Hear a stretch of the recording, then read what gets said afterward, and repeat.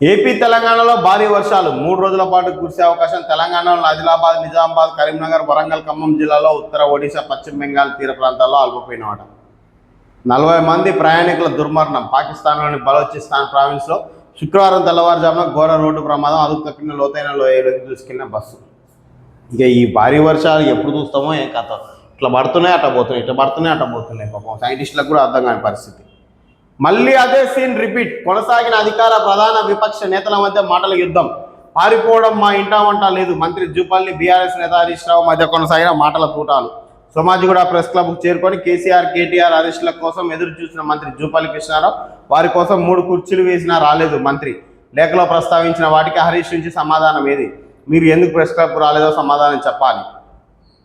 4.17 లక్షల కోట్ల అప్పు అంటూ హరీష్ రిటర్న్ లేక 8.21 లక్షల కోట్ల అప్పు అని లేఖలో చెప్పా. ప్రశ్నలకు సమాధానం చెప్పకుండా అసత్యాలు ప్రచారం. తెలంగాణను సర్వనాశనం చేశారు. బీఆర్ఎస్ హయాంలో అప్పు 8.21 లక్షల కోట్లు. అప్పులన్నీ వాస్తవాలు కాదా? వీటిని ఎవరు చెల్లిస్తారు? అప్పులపై మాజీ సీఎం కేసీఆర్ సమాధానం చెప్పాలి. సోషల్ మీడియా ద్వారా అబద్ధపు ప్రచారం సమంజసమేనా? అసత్యాలతో ఎన్నాళ్ళు మోసం చేస్తారు? బట్టి విక్రమార్క ఫైరు. ఏందిది? ఇప్పుడు వాళ్ళు మిమ్మల్ని విమర్శించుకోవడం, మీరు వాళ్ళని విమర్శించడం, ఈ 2.5 ఏళ్ళు దాటిపోయి 3 ఏళ్ళు కావస్తుంది. ఇంకా వాళ్ళు చేసిన అప్పు. శ్వేతపత్రం ఒకసారి 6 లక్షలను రిలీజ్ చేస్తుంది, ఇవాళ 8 లక్షలు అని చెప్తుంటారు. ఇక వాళ్ళ మీద మీరు, మీ మీద వాళ్ళు, ఇదే ఇక రాజకీయం. మరి ఎన్నడూ అప్పులు తీర్చే దిశగా ఎన్నడూ ప్రయత్నించాలా? 8.21 లక్షల కోట్ల అప్పు మా వల్ల కాదంటే మీరు దిగిపోరి. మరి లేకపోతే వాళ్ళ ఎంత అవినీతి ఉంది ఆ 8.21 లక్షల కోట్లల్లా? ఓన్లీ తెలంగాణ అభివృద్ధికే వాడిరా, లేకపోతే అందులో ఏమైనా దారి మళ్లించిరా అనేది బయటికి తీసి అరెస్ట్ చేయరి. ఎవరికి చెప్తారు? ఇప్పుడు 8,21,000 కోట్లు అప్పు చేసింది బీఆర్ఎస్ 10 ఏళ్ళలా. అది తప్ప ఒప్ప ఏంది? అప్పు చేసిందని చెప్తున్నావా, లేకపోతే తప్పు చేసిరని చెప్తుర్రా, అవినీతికి పాల్పడరని చెప్తుర్రా? అసలు మీ ఆరోపణ ఏందో అర్థం కావట్లేదు ప్రజలకు. మిమ్మల్ని గెలిపించినాం, వాళ్ళు 10 ఏళ్ళు అవినీతి చేసిరని మిమ్మల్ని గెలిపించినాం. మీదేంది? 8,21,000 కోట్లు అప్పు చేసి ఏంది? అది తప్ప ఒప్ప? మరి దాంట్లో ఏమైనా అవినీతి జరిగిందా? బయట పెట్టాల్సింది ఎవరు? ప్రజలమా? మీరే కదా. అరే 8,21,000 కోట్లు. తమిళనాడుకు 9 లక్షల కోట్ల అప్పు ఉంది తమిళనాడుకు. ఇక్కడ 8 లక్షల కోట్ల అప్పు ఉంది. మరి ఇదేంది? తప్ప ఒప్ప? ఎవరికి చెప్తున్నావు 8 లక్షల కోట్లు ఉందని? ఎందుకు చెప్తున్నావు?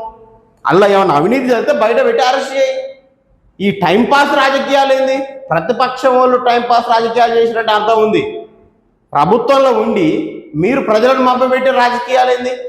8 లక్షల కోట్ల అప్పు కాకపోతే 80 లక్షల కోట్ల అప్పు అవుతుంది. భారతదేశానికి లేదా 100 లక్షల కోట్లకు పైగా అప్పు? అది తప్ప ఒప్ప? మరి దాంట్లో ఏమన్నా అవినీతి జరిగిందా? 8 లక్షల కోట్ల అప్పులలో పక్కదారి పట్టిన ఎన్ని, ఎవరెవరు ఎంత తిన్నారో అవి బయటికి తీసి అరెస్ట్ చేస్తే కదా మీ నిజాయితీ బయటపడేది. ఒకసారి 6 లక్షల కోట్లు, ఓసారి 7 లక్షల కోట్లు, ఓసారి 8 లక్షల కోట్లు అని ప్రజలను మోసం చేసి ప్రజలను మభ్యపెట్టే మాటలు ఎందుకు? ఒక ఆయన 8 లక్షలు అంటాడు, ఒక ఆయన 7 లక్షలు అంటాడు, ఇంకొక ఆయన 6.5 లక్షలు అంటాడు. మీలో మీకే పొంతం లేదు. 8 లక్షలు కాకపోతే 9 లక్షలు ఉంటుంది, 10 లక్షలు ఉంటుంది. దాంట్లో ఎంత అవినీతి జరిగిందనేది బయటికి దిగి ఒకనే అంత చేసిరు ఇంత చేసిరని ప్రజలను మోసం చేసే మాటలు ఎందుకు? అవినీతి ఎంత జరిగిందో బయటికి తీయాలి. అది మీ చిత్తశుద్ధిని చెప్తుంది. ఇవన్నీ టైంపాస్ రాజకీయాలు, టైం పాస్ చేయడానికే కాలయాపన రాజకీయాలు. వాళ్ళ మీద వీళ్ళ మీద బురద చేయాలి. నిజంగా మీకు అప్పు తీసే ఉద్దేశం ఉందా? తెలంగాణను బాగు చేసే ఉద్దేశం ఉందా? అరే ఆ దిశగా ప్రయత్నించు. ఎంత అవినీతి జరిగిందో దాన్ని బయటికి వెనకకు తీసుకురా. వాళ్ళని అరెస్ట్ చేయి. ఐఏఈలు ఉత్తనే టైంపాస్ ఉద్దర ముచ్చట్లు ఎందుకు? పనికిరాని ముచ్చట్లు. బీఆర్ఎస్ లెక్కలను మార్చడం లేదు, అప్పులపై దుష్ప్రచారం చేస్తున్నారు. ఇకనైనా అప్పుల అంశంలో తప్పుడు ప్రచారం మానుకోవాలి. ఆ లెక్కలపై ఎక్కడైనా ఎప్పుడైనా చర్చకు సిద్ధమని అప్పుడే ప్రకటించాను. కాంగ్రెస్ మాత్రం సందర్భానుసారంగా అప్పుల అంకెలను మారుస్తుంది. మంత్రి జూపల్లికి హరీష్ రావు లేఖ. మీరు లేఖలు రాసుకుంటారు, మీరు సవాల్ వేసుకుంటారు. ఈయన ఆయన గలవాడు, ఆయన ఈయన గలవాడు. ఈ మధ్యలో ప్రజలను పిచ్చోళ్ళని చేసి కాలయాపన చేస్తున్నారు. మీరు అంత పనికిరాని ముచ్చట. రాముడి విరాళాల చోరీ బాధేస్తుంది. బాధ్యులపై కఠిన చర్యలు తీసుకోవాలి. నిందితులకు శిక్ష పడే వరకు సంయమనం పాటించాలి. అవకాశంగా తీసుకొని కొందరు వ్యక్తులు హిందూ వ్యతిరేక చర్యలకు పాల్పడుతున్నారు. ఆర్ఎస్ఎస్ ప్రధాన కార్యదర్శి దత్తాత్రేయ హొసబాలే. మరి తొందర తీసుకొని చర్యలు, దానికి ఏమైనా ముహూర్తం చూస్తారా? ఇప్పుడు రాముడి విరాళాల చోరీ చేసిన వాళ్ళను గుర్తించిర్రు, వాళ్ళు ఏ పార్టీలో ఉర్రో గుర్తించిర్రు. మరి దానికి ముహూర్త బలం చూసి వాళ్ళ మీద చర్యలు తీసుకోవాలన్నా? గుర్తించినోడు గుర్తించినట్టే శిక్షించేస్తే ఎందుకు హిందూ వ్యతిరేక చర్యలు జరుగుతాయి? ఆడ జరిగేది పావులు అయితే మీరు చెప్పేది రూపాయి. అరే దొంగ దొరికినోడు అన్నారు వాడిని శిక్షించవాలంటే ఉత్తరం ముచ్చట్లు ఎందుకు? దొరికినట్టే శిక్షించురి. ప్రజలకు చేరువగా పోలీసింగ్ సాంకేతికతో సమర్థవంతమైన సేవలు. రాష్ట్రంలో అన్ని యూనిట్ల అధికారులు ఎస్హెచ్ఓలతో రాష్ట్ర డీజీపీ సివి ఆనంద్ సమీక్ష. Visible policing, CCTV, SS, cyber నేరాల, నార్కోటిక్స్ నియంత్రణ, రోడ్డు ప్రమాదాల నివారణపై కీలక ఆదేశాలట. అందుబాటులో ఉన్న నీటిని పొదుపుగా వినియోగించాలి. కాంగ్రెస్ ప్రభుత్వం అధికారంలోకి వచ్చిన తర్వాత తెలంగాణలో వ్యవసాయం ఒక పండుగలా మారింది. రాష్ట్రంలో రికార్డు స్థాయిలో వరి దిగుబడి నమోదు, భారీ స్థాయిలో ధాన్యం కొనుగోలు చేశాం. మంత్రి కెప్టెన్ ఉత్తమ్ కుమార్ రెడ్డి దీని మీద ఒక శ్వేతపత్రం రిలీజ్ చేసి కాంగ్రెస్ ప్రభుత్వానికి రైతుల మీద చిత్తశుద్ధి ఉంటే గత 10 ఏళ్ళు వేరే పరిపాలన ఉన్నప్పుడు ఎంత నీటిని వాడుకున్నాం, మీరు వచ్చిన తర్వాత సంవత్సరానికి ఎంత నీటిని వాడుకుంటాం అని శ్వేతపత్రం రిలీజ్ చేసి నిజాయితీ బయటపడుతుంది కదా. ప్రజలకు అర్థం కాదు ఎంత వాడుకుంటున్నాం, ఏం చేస్తున్నాం, ఎంత పోతుంది, ఆ డిపిఆర్లు ఏంది, లెక్క ఏంది, ఎన్ని టీఎంసీల కథ ఏంది, ఈ టెక్నికల్ టర్మ్స్ ప్రజలకు తెలవదు, రైతులకు తెలవదు. మనం ఏది చెప్పినా అడ్డగోలు నమ్మడం. నువ్వు శ్వేతపత్రం రిలీజ్ చేయి. ఇప్పుడు 12 ఏళ్ళ నుంచి ఏ సంవత్సరం ఎంత నీటిని వాడుకుంటున్నావు? అవతల పక్కేమో ఆంధ్రోడు దోసుకపోతున్నాడు నీళ్లను, వాడు వాడుకోవాల్సిన దానికంటే ఎక్కువ తీసుకుపోతుండు. ఇక్కడనేమో నీళ్ళ కోసం కొట్టుకుంటున్నాం, మళ్ళీ బ్రహ్మాండంగా వాడుతున్నాం అని ఉద్యమం ఇచ్చట్లు. అరే శ్వేతపత్రం రిలీజ్ చేసి అవపడుతుంది కదా. మా షరతులను అంగీకరిస్తున్నట్టు అనిపిస్తోంది. ఈయన పిచ్చి తుగ్లకు ఈయన వార్త చదవడం కూడా దండగా.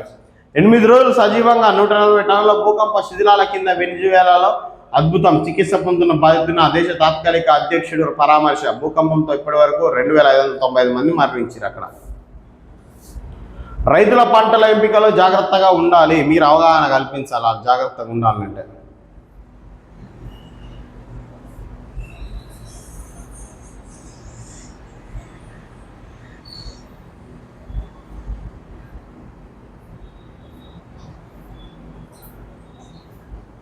రైట్. స్కూల్ పిల్లలు రోడ్డు దాటే క్రమంలో గాలిలో కాలుస్తున్న ప్రాణాలు. స్కూల్ యాజమాన్యాలు, వ్యాను నడిపే డ్రైవర్లు తీయనదే బాధ్యత. అవును, స్కూలు అసలు ఎంత ఇప్పుడు చిన్న చిన్న సందులలాగా పోతుంటాయి. ఈ డ్రైవర్లకు ఏ కఠినంగా శిక్షించాలి? ఇలాంటి యాక్సిడెంట్లు కానీ ఏమైనా జరుగుతాయి ఎంత జాగ్రత్త పోవాలో. అటు ఆ బస్సులలో ఉండే పిల్లలకి ఇబ్బంది, రోడ్డు మీద ఉండేటోళ్ళకి ఇబ్బంది. అది ఏ బస్సు అయినా ఏ డ్రైవర్ అయినా మీ చేతిలో కొన్ని వందల ప్రాణాలు ఉంటాయి కాబట్టి చాలా జాగ్రత్తగా ఉండాలి. కొందరు ఫోన్ మాట్లాడుకుంటూ డ్రైవింగ్ చేస్తుండ్రు. ఒక బండోడు ఫోన్ మాట్లాడుకుంటూ డ్రైవింగ్ చేసినట్టే వాని కర్మకాడు పడిపోతాడు. కానీ ఒక బస్సు డ్రైవరు, పబ్లిక్ రవాణా నడిపించే డ్రైవర్లు ఫోన్ మాట్లాడుకుంటూ డ్రైవింగ్ చేస్తే ఎంతోమంది ప్రాణాలు మీ చేతిలో పెట్టుకొని ధైర్యంగా కూర్చుంటారు. వాళ్ళ మీరు నిర్లక్ష్యం వహించొద్దు, స్పీడ్గా పోవద్దు, పరిమితికి తగ్గట్టే పోవాలి. రైట్. వరంగల్ జిల్లా నర్సంపేట సబ్ రిజిస్ట్రార్ కార్యాలయంలో దస్తావేజు విలేకరుల పెద్దన రాజ్యం మేలుతూ నిబంధనలకు విరుద్ధంగా సాగుతున్న అక్రమ రిజిస్ట్రేషన్ల వ్యవహారంలో స్థానికంగా తీవ్ర ఆందోళన రేకెత్తిస్తుంది. చట్టబద్ధమైన భూమి హక్కు పత్రాలను, లింకు డాక్యుమెంట్ లేకపోయినా కేవలం ఆధార్ కార్డును మాత్రమే ప్రాతిపదికగా తీసుకొని ఎటువంటి తనిఖీలు లేకుండానే రిజిస్ట్రేషన్లు పూర్తి చేస్తున్నారనే ఆరోపణలు వెల్లువెత్తుతున్నాయి. నిబంధనల ప్రకారం అన్ని పత్రాలు సమర్పించిన సామాన్య పౌరులను చిన్నపాటి లోపాల పేరుతో కార్యాలయం చుట్టూ తిప్పుకుంటూ వేధిస్తున్న అధికారులు దస్తావేజు లేఖలు తీసుకొచ్చే ఫైళ్లకు మాత్రం ఎటువంటి అభ్యంతరాలు చెప్పకుండా రాత్రి పనులు కానిచ్చేస్తుండడం వెనుక భారీ ప్రలోభాలు ఉన్నాయనే విమర్శలు బలంగా వినిపిస్తున్నాయి. ఆడిందే ఆట, పాడిందే పాట అన్న చందంగా సాగుతున్న ఈ అక్రమ తతంగం వల్ల ప్రభుత్వ రికార్డుల పవిత్రత దెబ్బతినడమే కాకుండా భవిష్యత్తులో భూ యజమానుల మధ్య తీవ్ర వివాదాలు తలెత్తే ప్రమాదం ఉంది. ఇప్పుడు ఈ సబ్ రిజిస్ట్రేషన్ ఆఫీసులకు సంబంధించి దందా ఏ విధంగా ఉంటుంది? ఇక దస్తావేజు లేఖర్లు ఏంటంటే ఫిక్స్డ్ ఉంటుంది రిజిస్ట్రార్ తోటి కథ. ఈ ఫైల్కి ఇంత, ఈ ఫైల్కి ఇంత అని వాళ్ళకి ముందే బేరం జరుగుతుంది కాబట్టి ఏమైనా సంతకం పెట్టి పంపడమే ఉంటుంది. ఇక సొంతంగా పోయేటువంటి పెద్ద కథ ఉంటుంది. ఇక అది లేదు, ఇది లేదు, అది లేదు, ఇది లేదు. ఆయన తీసుకుపోయి గిన్నె డబ్బులు ఇస్తే కథ క్లోజ్. అందుకే దస్తావేజు లేఖర్లకు వాళ్ళకు రెగ్యులర్ మొత్తం ప్రాసెస్ ఉంటుంది కాబట్టి ఎమ్మడే అయిపోతుంటాయి ఆ పనులు. దయచేసి రాష్ట్ర వ్యాప్తంగా కూడా సబ్ రిజిస్ట్రార్ ఆఫీసుల మీద ఎన్నిసార్లు సిబిఐ దాడులు జరిగినా కూడా ఏం లేదు. ఒక ఆయన సస్పెండ్ అయితే కొత్త ఆయన వస్తాడు. ఆల్రెడీ ఇక్కడ నర్సంపేటకు సంబంధించి ఆల్రెడీ ఒక ఆయన ట్రాన్స్ఫర్ అయ్యిండు, కొత్త ఆయన వచ్చి అదే దందా. సబ్ రిజిస్ట్రార్ వ్యవస్థే మొత్తం భ్రష్టు పట్టింది ఒక రకంగా. వాళ్ళు జీతం రాకుండా బాధపడరు, కానీ ఈరోజు ఒక 80 స్లాట్లకు 80 ఫైళ్ళు అయినాయంటే 80కి 80 ముట్టాల్సిందే, లేకపోతే వాళ్ళు హార్ట్ అటాక్ వస్తుంది. వాళ్ళకి లంచాలు లేకుండా సబ్ రిజిస్ట్రార్ సంతకం పెడుతుండు అంటే ఆయనకు హార్ట్ స్ట్రోక్ వచ్చేంత పని అయింది. కొన్ని నెలల జీతం రాకుండా ఏం లేదు. వీటి మీద కఠిన చర్యలు తీసుకోవాలి. అసలు ఎన్ని పారదర్శకంగా అవుతున్నాయండి రిజిస్ట్రేషన్లు లంచాలు లేకుండా? దాని మీద నిఘా టీం వేయది, సైలెంట్గా తెలుస్తుంది. అసలు ప్రభుత్వానికి చిత్తశుద్ధి ఉండాలి కదా ఫస్ట్ ఇలాంటివి కనిపెట్టాలంటే. ఎవరి వాటాలు వాళ్ళకు అందుతున్నాయి కాబట్టి వాళ్ళు స్పందించరు. అత్యాధునిక భవనాలు, అంతంత వైద్య సేవలు. నర్సంపేట ఆసుపత్రిలో రోగుల పడరాని ప్లాట్లు. పేదలకు కొండంత అండగా నిలవాల్సిన నర్సంపేట జిల్లా ప్రభుత్వ ఆసుపత్రి యంత్రాంగం నిర్లక్ష్యంతో కొట్టుమిట్టాడుతుంది. ప్రజలకు సరే ఇప్పుడు బిల్డింగులు కట్టి అలా ఎక్విప్మెంట్ పెట్టి అన్నీ చేసినా కూడా ఆయన అలా ఉన్న వైద్యులు కరెక్ట్గా లేకుండా ఎందుకు నిరుపయోగంగా పడి ఉంటాయి. ఇక్కడ ప్రభుత్వం అన్ని వసతులు కల్పించాలి. నెక్స్ట్ ప్రభుత్వ ఉద్యోగులను ప్రాపర్గా పనిచేసేటట్టు చూసుకునే బాధ్యత కూడా ప్రభుత్వం అందయి ఉండాలి. ప్రజలకు లేదు కదా హక్కు, నువ్వు పని చేయి, డిమాండ్ చేయని, మళ్ళీ ఏదో ఎదురు తిరిగిరని ఆయన మీద కేసు పెట్టి ఆగం చేస్తారు అమాయకుల్ని. కాబట్టి ప్రభుత్వమే ఆ చర్యలు తీసుకోవాలి పూర్తి స్థాయిలో.